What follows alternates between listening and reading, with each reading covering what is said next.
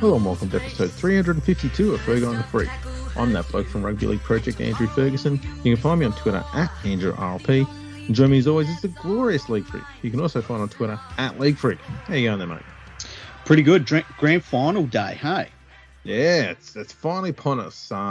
Let's get the really irritating terms out of the way. The big dance. The big one. What else is there?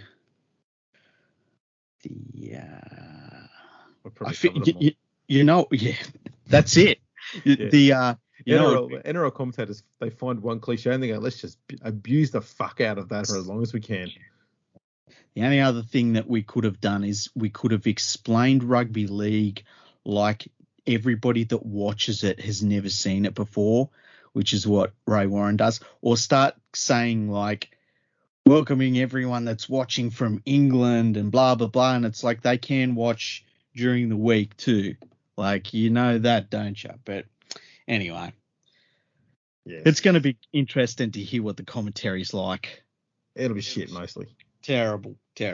I just hope they don't have Phil Gould on the main commentary, you know, because... Well, he'll ruin the ending. Fucking spoiler alert, Gould. He'll be telling us that everyone's tired after 10 minutes. Yep. And how big a game this is. Yeah, how the next score is really important. Yep. Yeah, that's good. And speaking of premonitions of what's going to happen, we figured instead of doing a preview, we're going to kind of just predict what's going to happen in this one. What do you reckon? Yeah, it sounds good. Well, what are some of the things you're looking forward to seeing in this game? South edge defenders trying to stop Brian Tu'o from making 200 metres. It's going to be an interesting one because they did pretty well in that first finals game when they beat Penrith. They couldn't stop him, but they slowed him a little bit, but he was carrying that injury still. He had a week off. He come back. He was really good last week. I don't know why, though, they kept kicking to him. Like, if you want to take him out of the game, don't kick to his wing. That's where, you know, at least 3/4 of his run meters are coming from, are his kick returns. Well, you know, if I was thinking about the kicking game against Penrith, I would just always kick to Dylan Edwards. Well, yeah. Because he doesn't break the line. He's not somebody that runs the ball back and the opposition has to worry about him.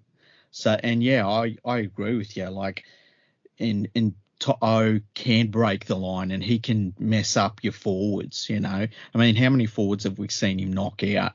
Just bring the ball back. So, yeah, but look, they did a pretty good job in the first game, but I think it's going to be a little bit different in this one. I know one of the things I'm looking forward to seeing is just Cody Walker's overall game. You know, they're going to attack down that left-hand side that is just lethal for Souths. But I think that he's going to get a lot of traffic sent his way as well. And I think he'll have a great game. Like he's a great player, but I think that a lot depends on how well he plays and how well the Damien Cook plays and South's forward pack, because South's forward pack really stepped up in that last finals game that they won, and they're going to have to step up again, I think, because I think this Panthers pack is defensively at least really on form. Oh, absolutely. I think, too, Penrith need to make sure that their back rowers are running either as a decoy or taking hit-ups and running at the South halves every opportunity they've got. Make them work in defence. It will gas them when it comes to attack. Yeah, and like Adam Reynolds, Kickout should just run at Adam Reynolds all night. Oh, yeah, absolutely. You know, Reynolds is a pretty handy player. But it's just a physics thing. Like, Kickout's so big, he can run over a forward if he really gets his mind to it. But yeah, that's the thing. South played so well in that first finals game when they beat Penrith, And I think it's going to be a big lesson for Penrith, and we're going to basically see if they learnt their lesson.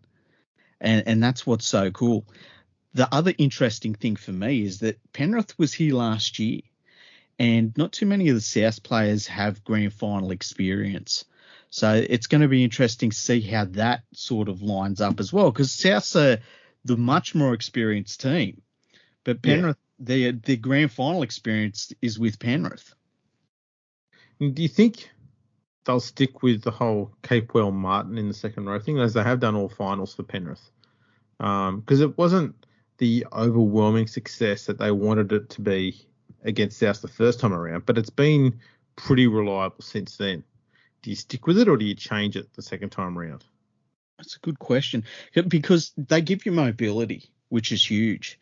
But part of me wonders if you want to have just size and battering rams, because South's really, they handled them in that first match of the finals. And I think it's fair to say Panthers have the better pack overall, and it shouldn't have been like that.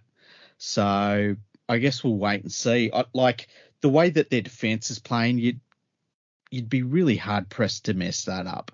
Like you wouldn't want to break that combination up, I don't think. No, I agree. It's going to be interesting though, because I think an awful lot's going to hinge on that. Not quite the Ellis corridor, but in that region of the field, a lot of the game is going to be played out there. Like that's where the points for both sides is going to come from. Yeah, 100%. That's the way I feel too. And it's like, in the middle of the field, I'm worried about Damien Cook, because the Panthers line is so straight and it's so disciplined that there's not really too much staggering of the defensive line. And if Damien Cook gets through, he's through. He's completely through the line. But Penrith's defence has been fantastic. I think that if you look at all of the dangerous players that we're thinking are going to rip the game open, as you say, they're in the Ellis corridor, and it's kind of interesting that that's where the game's going to be won and lost, eh? Yeah, exactly. I think too, another thing that Penrith might do is I think they might have Yo a little bit tighter and more in the middle to try and stop Cook from getting away too much. Yeah. Because he's very good laterally in defence. Yeah. So I think that might be something they'll look at doing there, which will allow maybe Fisher Harris to be just a tad wider. Yeah. Which could be a good idea too in defence. Yeah. Add a bit of size out the side there and try and force South to go even further wide early. Yeah. Sort of play, expose their hand early, before the defence gets there to make it easier for the Panthers to defend against, so to speak. I think in attack for Penrith, I think Isaiah Yeo is maybe their key player, because when Cleary's got the ball, he acts as a little bit of a go-between sometimes between Cleary and the forwards and just the back line in general. He can almost play like a middle of the field 5'8" at times. And because of his footwork too, I mean, he can wrong foot forwards and get through the line. We've seen that happen a number of times before. I think he's a smoky for the Clive Churchill medal, hey? He could very well be. He's for a long time he's been very underrated. I've always been a fan of him. Just with the way he plays the game too. Yeah. He knows his strengths, he knows his weaknesses, and he knows how to play according to those two areas of his game. Very, very strong defender. And love his line running. You watch him running the ball, the lines that he runs, and it's very similar to when Luke Lewis first shifted to the second row. Mm-hmm. He's got that step at the line, but he runs he's a very strong committed line when he does stick to it. And he knows when to go on that straight line. He knows when to angle it back in, knows when to go in the opposite direction towards the sideline. And he got good hands too. Now, they haven't got Tavita Pangai Jr., which is a big blow. He's been really good for them. And he gave them some size, and he just stepped right into the Panthers team. It's a shame he's leaving at the end of the year. But, they've got so much depth in the forwards. I don't think it's going to be too much of a loss. And there's been a little bit of talk about Adam Reynolds having a bit of an injury. I think it was maybe a calf injury from memory, something like that. But apparently he's going to be fine. So we're seeing these two teams just about at their best, which is pretty cool. And it's kind of surprising when you look at this season, how it's all played out. It's been a weird year. I actually heard Nathan Cleary talking about, he was asked about what it's like being in the bubble and how this is a weird grand final. And he was saying, well, last year we were properly in a bubble. Like we couldn't go anywhere or do anything. This time around, they're not so much in a bubble. They're just up in Queensland. So it's a little bit of a normal preparation for them, whereas last year was kind of weird, you know? Yeah, well, as normal as it can be being in Queensland. Yeah. We all know what Queensland's like. Yeah, exactly. Still a long way behind. Anyway, I see today Mitch Kenny and Charlie Staines were the two omitted reserves for the Panthers. Mm-hmm. And for South, Braden Burns and Jed Cartwright have been dropped from their squad.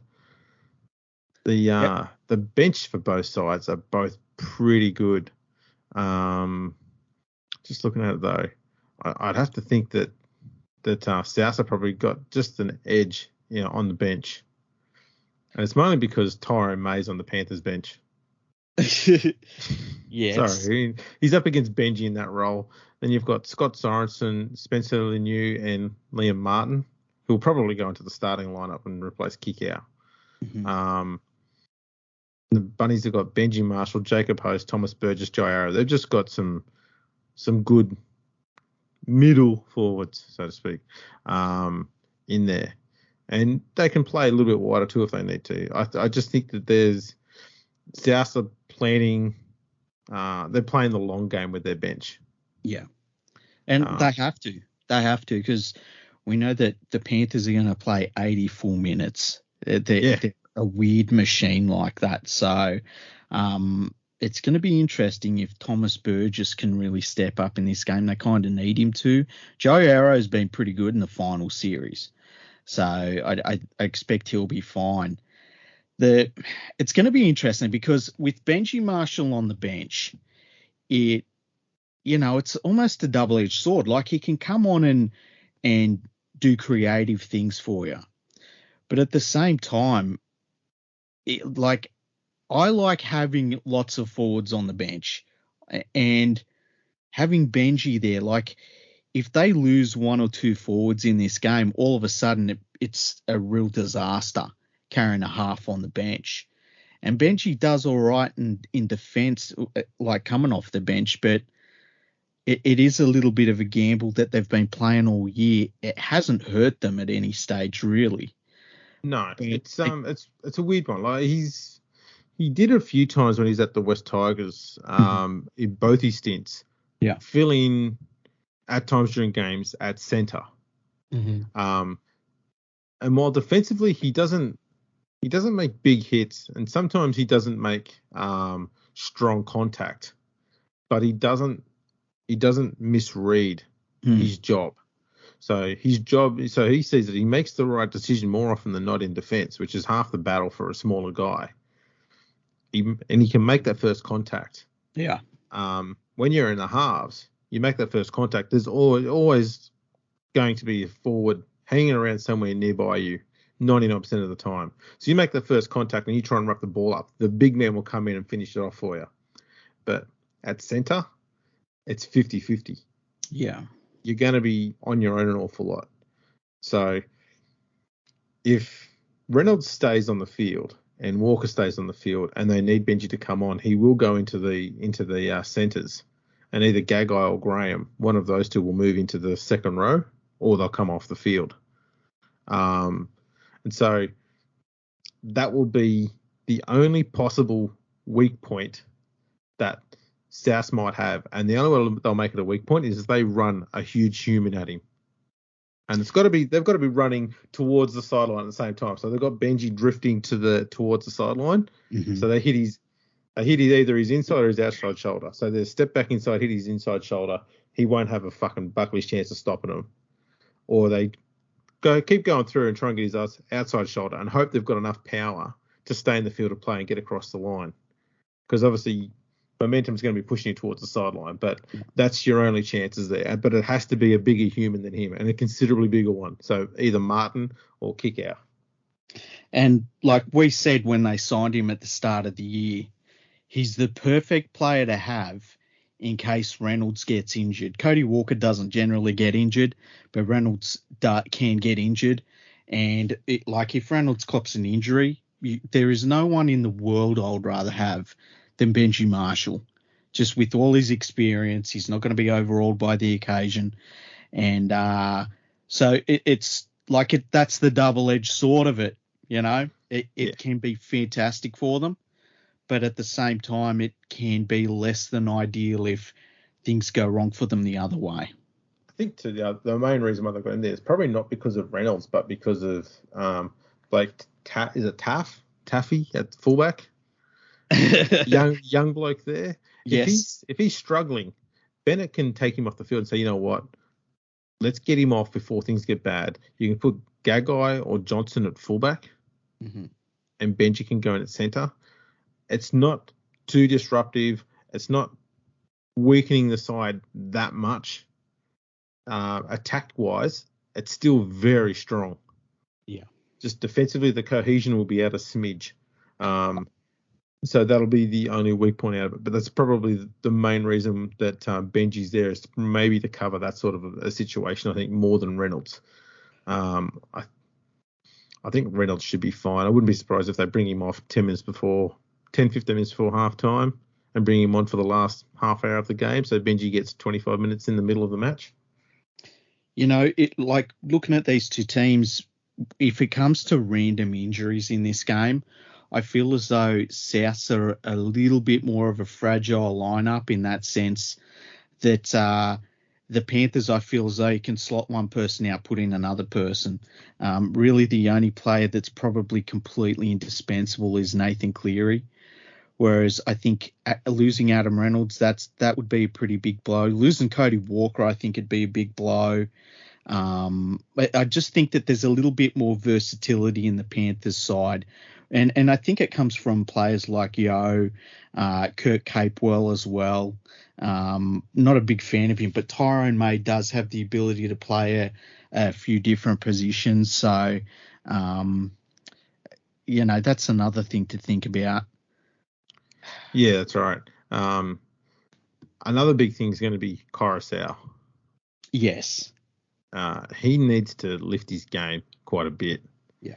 He's been, I'll be kind, he's been coasting a bit through the finals.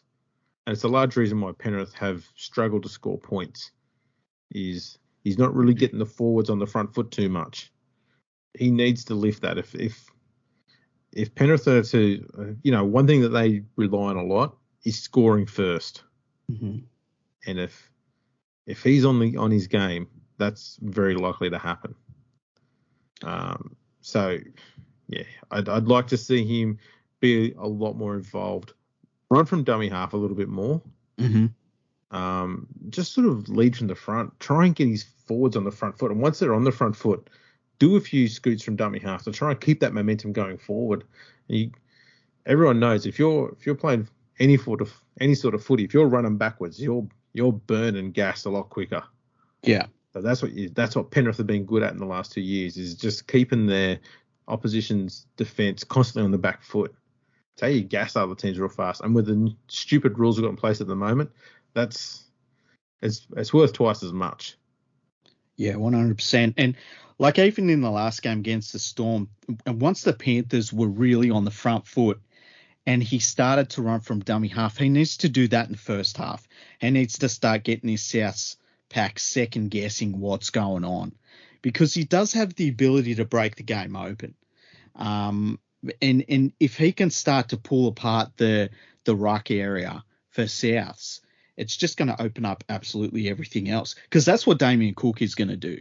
And Damien Cook's probably going to do it better than Api Coruscant is. Oh, absolutely. Absolutely. And because he's so fast, he's able to do that at the drop of a hat and just change things straight away. Mm-hmm. So yeah, the other big thing, I mean, we've touched on it already, but the back three for both sides, mm-hmm.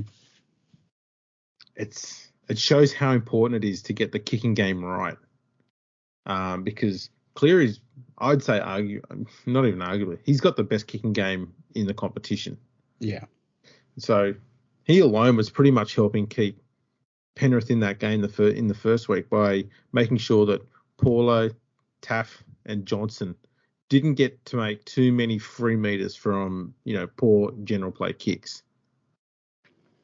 So they all had just over 100 meters per game, which is I mean that's a good standard performance. And you compare it with what Penrith had, and you had Tuo had nearly 250 meters, Dylan Edwards almost 200 meters, and Crichton almost 150 meters. Just shows the slight difference, and just how Cleary is just slightly better with his kicking game than Reynolds was in that match. And it just came down to other aspects of the game which allowed South to get over the line in that one. But I think Cleary's kicking game hasn't gone backwards. It hasn't got worse or anything like that. It's only gone from strength to strength since then. So it's going to be a big ask for South to start each set on the right foot. Yeah, and like that's half of the Panthers game. You get teams just for the entire game, they're coming out of their own half because it's off the back of a good set of six, a good kick, and a good kick chase. And they frustrate teams really badly doing that. Alex Johnson is a natural try scorer. Like if there's a 10% chance of there being a try, he's scored it already. So there's that. Dane Gagai's been around for forever. He's used to big occasions. I'm a big fan of Campbell Graham as well. He's a big, strong centre, and he just gets the job done. I really like him as a player. And but yeah, the only Panthers back that I worry about is Paul Momirovski, because he had a shocker in that game against South in the first week of the finals. Yeah. It's probably his worst game in a Panthers jersey that I've ever seen him play. So hopefully he doesn't play like that, because he really cost the Panthers a couple of times in that game. Yeah, he's it's hard too, because he hasn't actually had a chance yet anywhere that he's played to have even 5 or 6 games in a row where he's just in the same position. Yeah. He's been moved wing, centre, a bit of fullback, and and all over the shop. And it's odd that Crichton's been placed on the wing for this one. I thought if he's not fullback, then I'd have him at centre. He just seemed to be a lot more comfortable there. I don't know, maybe he's just like they do seem to swap back and forth between the two, and it's really weird how they do that. I don't know how they do that, and I don't know, keep their continuity as a defense and an attack. But they're somehow managing to make it work to a certain extent. Obviously, Crichton's got the ability to break the game open, and the way he's been running the ball in the last month, he just looks like a nightmare. But yeah, it's I don't know. For me, it sits uneasy for me as well, because I'm like you. I kind of would rather have my centre that is 100% my centre and my winger who is 100% my winger. Yeah, it just seems odd. I can understand the apprehension about having Staines there. His hands can be a little Joel Reddy-ish at times. Yeah. I'm not going to dive right into the Joel Reddy. That's a pretty nasty call. Just a hint of it. Yeah, just a touch. Just a touch. Just like not a lot. Just like it brings up the memory of like, oh man, remember him? Exactly. Just go, oh, there's that aroma. I've seen this before on an immensely larger scale. So, who do you think is the most important player for both teams? Ooh. All right. I think the most important player for Penrith in this game is going to be Luai. Not because I think he's the best player, but because everyone is going to be targeting Cleary and his kicking game. Luai needs to be on his fucking A game here, because he needs to take over and some of these duties every now and then to keep that defence honest. Because if Cleary's been forced to make all the general play kicks and make all the plays that matter, the defence will just hammer him. And next thing you know, Penrith's got no attack to try and score points off the back of. Mm-hmm. So Luai needs to be helping out with those duties from the fucking first minute so that the defence goes, okay, they're both doing the jobs at the moment. We can't just pound Cleary all game. We need to be spread out and keep our eyes on both of them. And by doing that, you keep it all one-on-one everywhere, which means opportunities are going to be a lot easier to create that way. So Luai needs to get into the game early. Too often he's waiting for the game to come to him a little bit, or he starts to inject himself into the game after 20, 30 minutes or so. He can't do that in this game. No, and I would say to him, run. Get the ball and run. Yeah. That's what I'd be telling him, because that's the last thing South want is him running, and then Nathan Cleary running as well. Because Cleary, he picks and chooses when to run really well. He's fantastic at that. Jerome Luai just needs to get that ball and run as hard as he can at the line, because that's when he creates opportunities for everyone else. Yeah, and when he's running the ball, he needs to have a person on his left and one on his right running with him. Mm-hmm. Like, kick out, fucking run with him, man. Have your centre on the other side of him. Just have that option either side. Run with him. Just trail him. You don't have to run right beside him. Just trail behind him. So if he tries to get an offload away, he can see two teammates behind him. It just keeps the defence honest. And if anything, if you've got Kickow running along beside Luai, that defence is going to stop sliding. It's going to stand still to try and brace for impact. And you've got stationary defenders. You've got opportunities to score.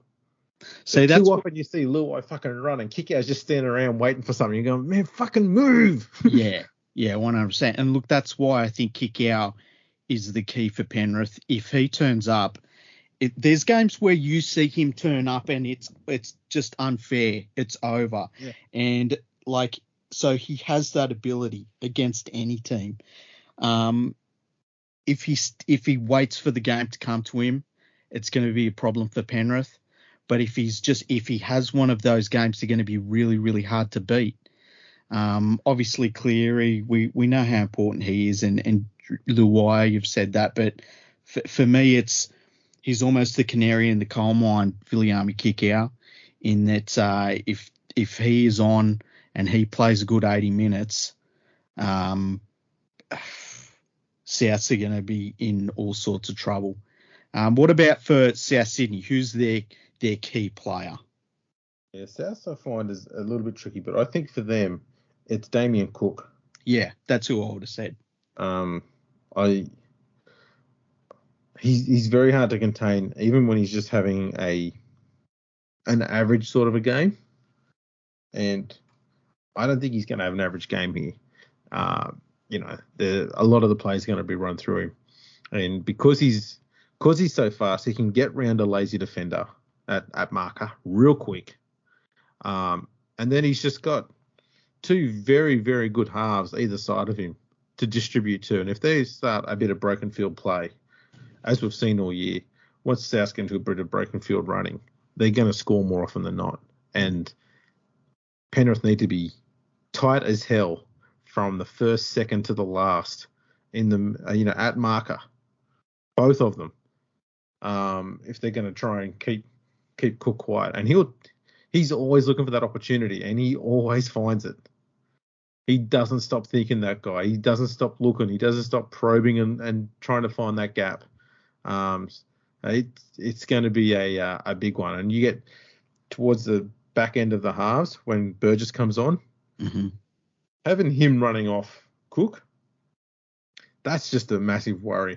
And especially close to the line. Yeah, and Benji, since being a bench utility player, when he comes on and he's still got the other playmakers on the field, he's become really, really good at hanging around the ball carrier and getting the offload or hanging around for a straight pass and, setting it up for someone else to try and keep everyone on the front foot. He's really played that role well. And so if Cook gets a ball away and it's either Benji or it's Burgess behind him, there's going to be more meters. There's going to be more opportunity to come. They're going to stretch the defense somewhere, and they're going to be up against a broken defensive line. There's a fair chance they're going to score. Yeah. So, it's a big thing what Cook's got to, the role that he's got to play. A lot of the team's attack is going to run off that. He is the player that I will be most scared of in this game. I called Viliami kick out the canary in the coal mine for the Panthers. I think for the Souths, it's Mark Nichols. He has come on so much in the last 2 seasons, where he looked like a handy player at the start of last year. You thought, not too bad of a player. And now he's a really, really good forward. So if he has a big game right from the get-go, I think that's going to be a really good sign for South, because their forwards are going to be under a tremendous amount of pressure in this match. So they really need to stand up, because I think that the Panthers have and we've seen it the last, couple of weeks with the Panthers, they destroyed the Eels, and then they destroyed the Storm, and they're 2 bloody good forward packs. So they've got that ability in them. 2 very different forward packs too, and they still managed to do the same sort of job on both of them, which is impressive. Yeah. Yeah, it's definitely going to be interesting. But the forwards battle is, it's amazing to think that we're talking about what could be 2 of the best attacking teams in the competition, and how most of their gameplay is going to be defense-based. Yeah, in a season that we've had like this one. Yeah, and look, this is why this game's so interesting, because that Souths have the ability to rack up a big scoreline.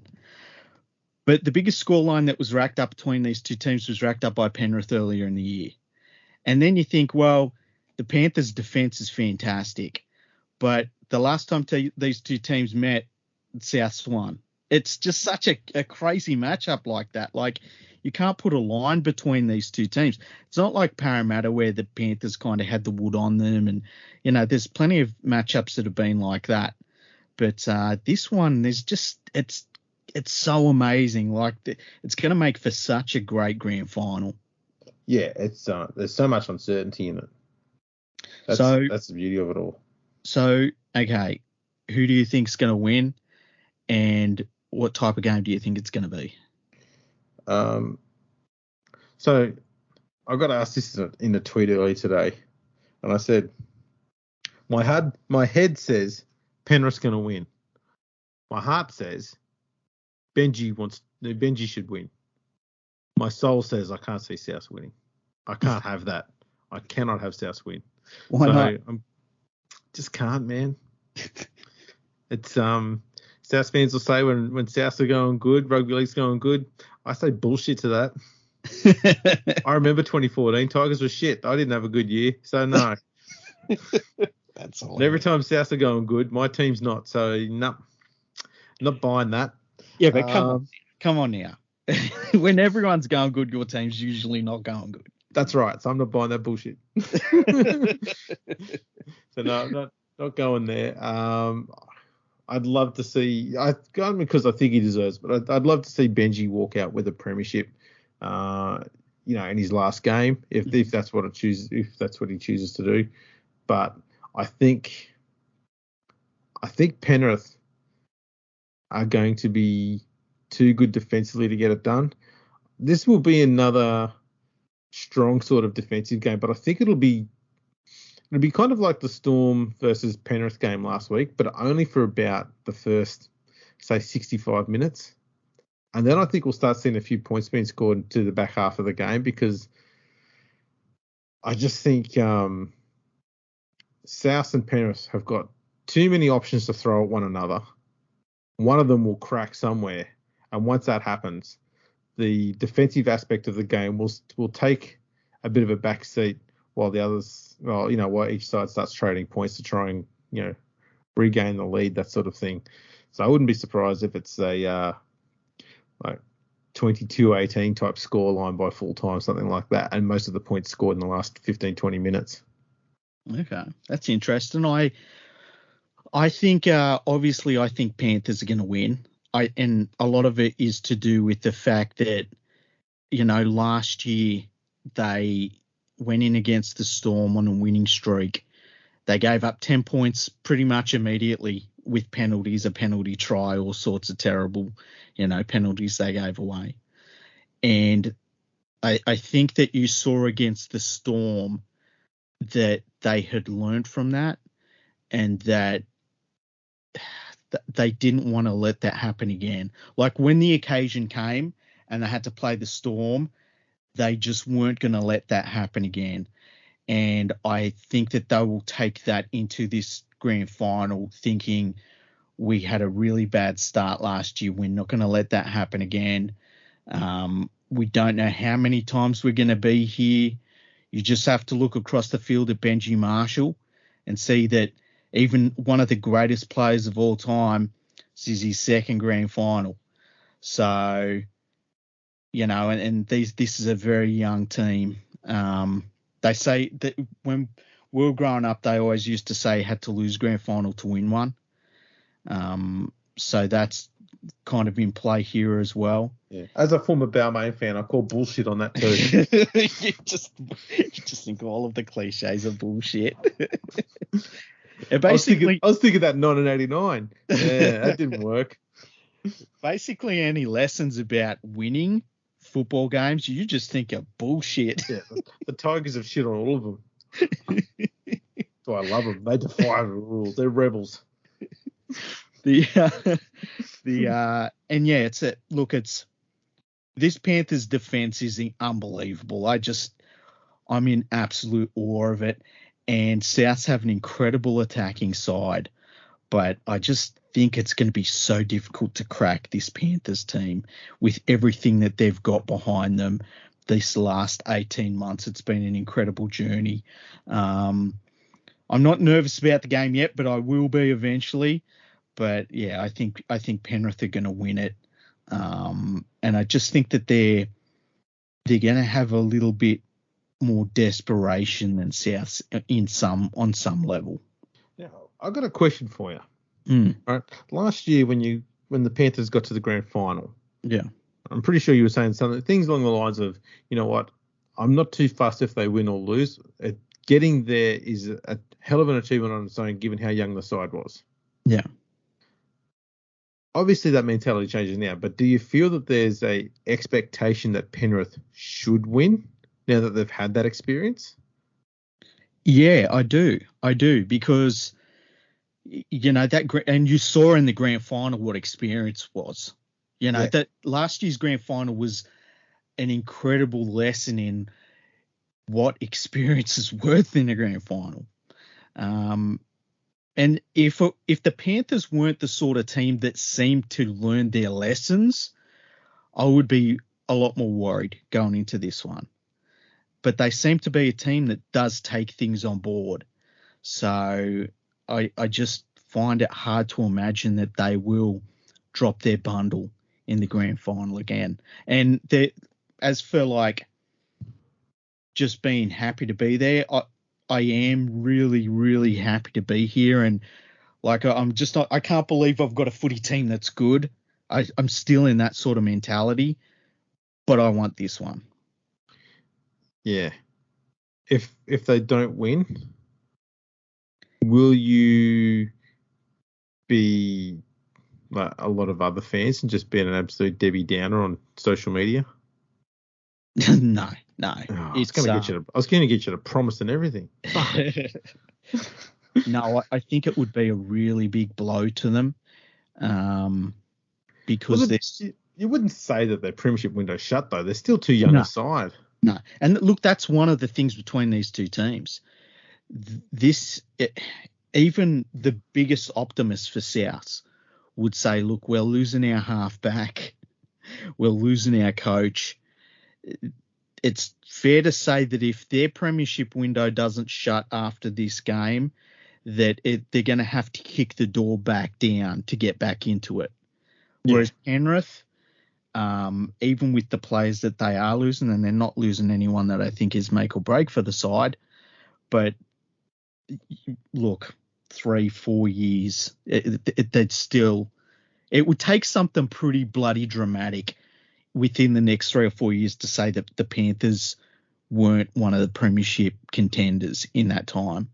So there is that, but how many times have we seen in our lifetimes a young team make a grand final, lose, and then a few years later actually come back and win it? Like the Cowboys kind of did it. Yeah. I can't think of anyone else, to be honest with you. It's not something that happens a great deal. Maybe the Canberra Raiders. Yeah. They lost their first grand final.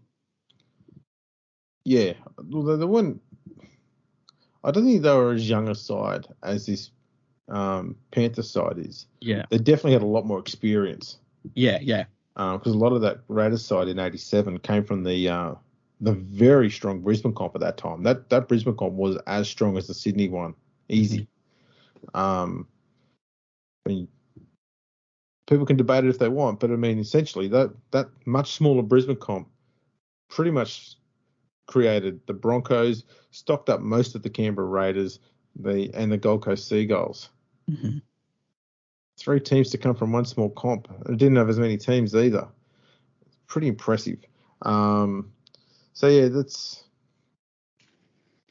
yeah, it's a tough one. There hasn't been too many teams like this Panthers side, as young as this Panthers side is, and as quickly as successful as them either. They're hard to. It's hard to place them against other teams in the past. They could. The only team I can think of that's had this sort of feeling about them was the Parramatta Eels in the early 2000s, and they did nothing. Yeah. Let's hope that doesn't happen then. Yeah, fingers crossed. Well, it made back-to-back grand finals, so that's something the Eels couldn't do. Very true. So yeah, it's an interesting one. It's going to be a fascinating contest, that's for sure. It really will. Are we're going to do a podcast after the game? Yeah, absolutely. I don't know what state I will be in, win, lose or draw. Drunk. I plan on drinking. Yep. I won't get blasted because I want to remember the game. But I'll tell you what. Just have like 3 or 4 during the game, right? And save maybe a carton of any sort of alcohol you're going to get, enough to make you pass out, right? Yeah. And after the game, if you lose, I'll wait half an hour so you can try and sink as much of that carton as possible. Jesus. And then we'll press record. Oh, jeez. And I'll just say Matt Elliott, and then I'll just get you to go nuts. And just go crazy. I'll just sit back. And, I think, yeah. And if they win, yep. You'll have already drank the whole thing by then anyway. Same plan, basically. I think that if anything, I'll probably be absolutely exhausted. Unless Panthers, because I was thinking about this last night. I was thinking, like, I'm expecting a tense contest where the game is a bit back and forth and things like that. And I've sort of steeled myself for if the Rabbitohs win. I've steeled myself for if it's a close game and we lose and things like that. And I thought, what would it be like if, like, it was just a runaway win to the Panthers? What would it be like if you go into halftime and it's like 28-0? What would that feel like, and how would you react to it? Because the second half, like, I will be like messaging people and texting people saying we've won it, and there won't be this moment like last week's game. It wasn't until the full-time whistle was blown and it was 80 minutes and the players were literally starting to walk off the field where I was like, oh my God, we won it, right? Yeah. But what would it be like if to win a premiership and it's like it's kind of over at half time. Either way, that would be kind of weird. And if that's the case, like, I don't know. I was just thinking about all of the different scenarios because I'm going through it in my head, I feel like that you don't win a grand final unless you've got this moment of like it's the last 30 seconds, they've got to score 10 points, they can't do it. Yeah, that's right. What was it like for the Manly fans when they smashed the Storm that year by a record scoreline? They're basically just waiting for Steve Menzies to score a try. Yeah. They finally got it. Now it's complete. Yeah. So, even in 2003, the game was close enough that it wasn't over until really late in the piece, where it was like, oh my God, we've got this one, Yeah. But what would it be like to be thinking at halftime, like, well, this is done and dusted? It'd be strange. And there's a chance that could happen. I don't think it's very strong, but there is a chance. Yeah, I agree. I'd be shocked if it was like that either way. Because that's the thing for me is there's been too many games already in this final series that have been low scoring and close. Mm-hmm. There's got to be another blowout somewhere. I know. I worry about that. Well, the final started with blowouts, and then all of a sudden it was like if you could score a try and kick a goal, you probably were close to winning the game. So. Man, it's cool. It's cool to be part of this.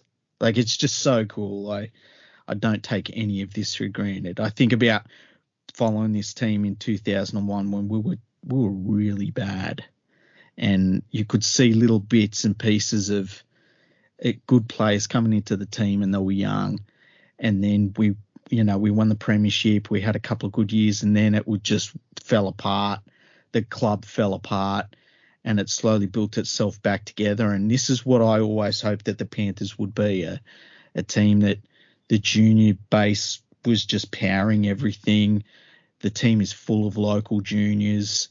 They're wearing a proper black Panthers jersey, and it's just a team you can be proud of. And I like, win, lose or draw, I'm really just happy to be a Panthers fan right now. I don't think I've ever felt like this being a Panthers fan before. It's incredible. And you know what else? Mm-hmm. Over the last 30 years, the West Tigers, Balmain and Western Suburbs all combined have appeared in one grand final. In the last 12 months, you've witnessed your team being two. Yeah, it's crazy. I'm super lucky. I'm super lucky. Yeah, well, I mean, you've seen your team in 4 grand finals. Yeah, and like I can't really remember 1990 much at all, right? But I remember the disappointment. Because I was only a kid, I remember the disappointment of us losing. And then in 91, I didn't actually watch the game. I remember I went with my dad and we were at Cat Eye. And I remember going up to him and asking, like, does he know who won the grand final? And he said he thought Penrith had lost it. Now, he wasn't a sport person. So he was probably thinking I was asking about the year before, right? When I get home, my mum's going like just crazy because we'd won. And then you fast forward to 2003, which was just a magical, wouldn't change a single thing about that season. Got to get my grand final victory when I was old enough to appreciate it. And so I don't feel like I'm longing for a grand final win, which is good. But just so happy and lucky to see this team and be a part of this, I don't know, this whole time in the Panthers' history, because it could have been much worse. It could have been just, becoming aware of rugby league in 1967 when they were garbage for fucking 20 odd years, Yeah. So they could have given Matthew Elliott a 10-year contract extension. He probably would have been he probably would have been good for them when they first joined the comp that were that bad.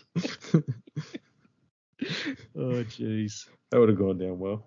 Yeah. He's sitting there reading tea leaves. Everyone's going, can we go to the pub yet?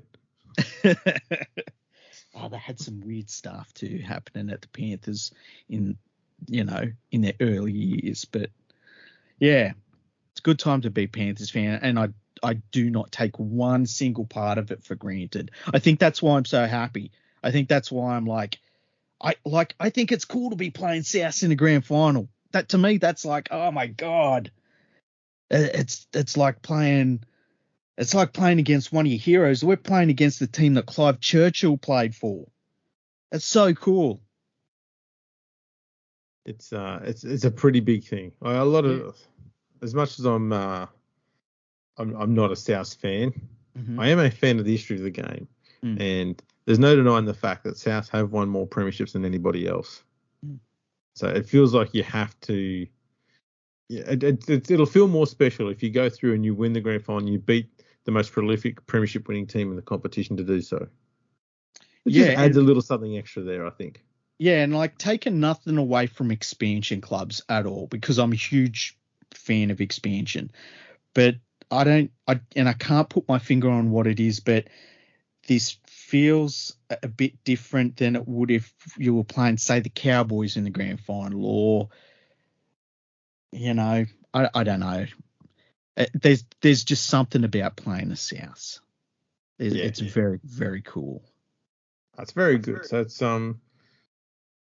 we're looking forward to this game. Yeah. It's going to be very interesting. I have seen too, just looking at the team list for this game, there have been a few little changes. Okay. I think I'm looking at the wrong one. Oh no, I'm looking at the wrong one. Okay. I was going to say, oh geez, what's happened? I was looking at the stats for the first finals game they played this year, and I was going, huh? When did that happen? Click the link, you idiot. Get the hell out of me for a second. Yeah, no, there's been no real changes there. Yeah, so it'll be an interesting game. The media still thinks that there's some sort of feud between Cleary and Bennett that's 3 weeks old. Mm-hmm. Big feud that. Traditional rivals, Penrith and South, you reckon? They're going to talk about some sort of rivalry. Surely they're going to wind something up. Yeah, I can't think of any reason why we'd be rivals for them. None whatsoever. Did a Panthers fan push a South player or a Panthers player push a South player, sometime in 1980? I know in high school I knew somebody that nicked one of the South players, like one of those light training jackets that they had, and he wore it to school. So that's as close as I can come to there being any rivalry with Souths, It's almost far enough of a stretch to be workable.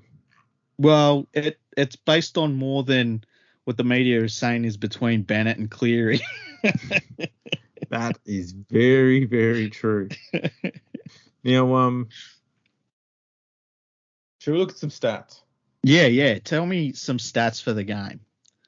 Right. Well, Penrith have never lost a game to South that's been played in October. Excellent.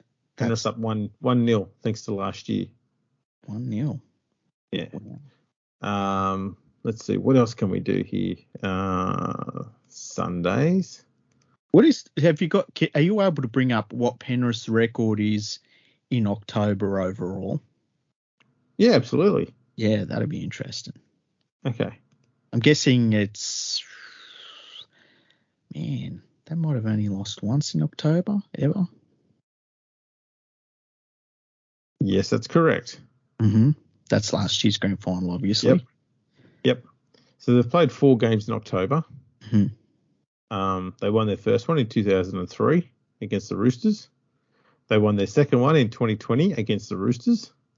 They won their third game in 2020 against South, and then they lost their last one against Melbourne. There you go.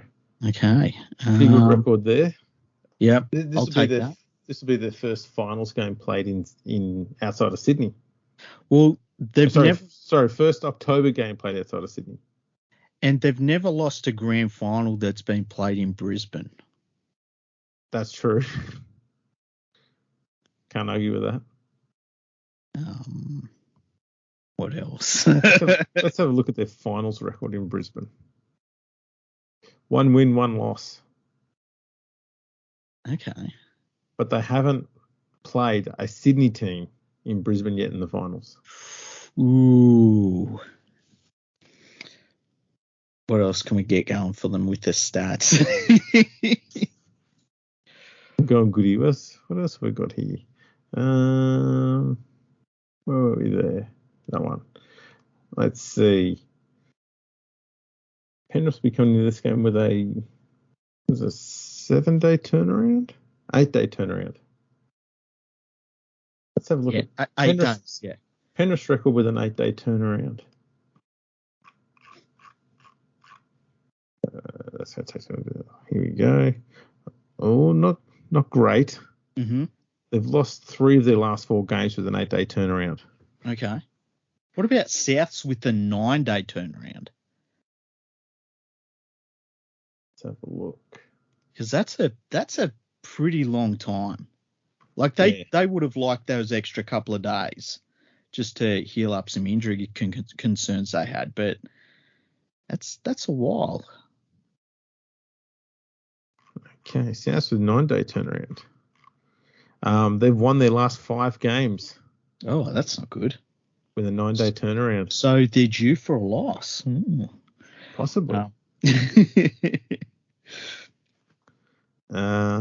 Yeah, that's not turned out well for Penrith there. No. Let's ignore that stat. Yeah, I don't like that one. Yeah, fuck that off. Let's have a look at South's record in October, shall we? Yeah, that's a good one. They too have had 3 wins and a loss. Okay, that's interesting. Yep. So they had a win in October in 2014 against the Bulldogs. That's a grand final, obviously. And then they beat the Knights and Parramatta both last year, and then lost to Penrith in the last game. Okay. What's the record between Penrith and Souths just in their last, say, 5 games? The last 5.